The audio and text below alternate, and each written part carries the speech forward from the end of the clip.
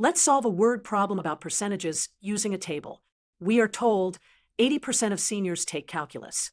60% of those calculus students also take physics, and 10% take neither class. We want the percent taking physics.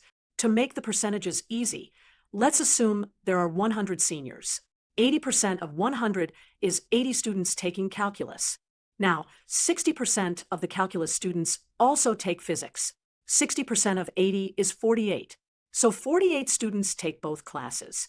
We are also told that 10% take neither class. That is 10 students.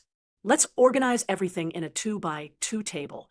We place calculus versus not calculus down the rows, and physics versus not physics across the columns. We already know 48 students are in both calculus and physics, and 10 students are in neither class, so that goes in the bottom right.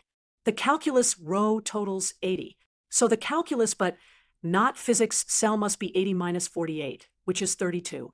In the not calculus row, the total is 20, since 100 minus 80 is 20, and we already have 10 in the neither cell, so the remaining 10 must be physics but not calculus.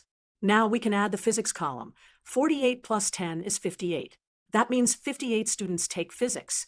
Since we assumed 100 students, that is 58%. So the correct answer is choice D, 58%.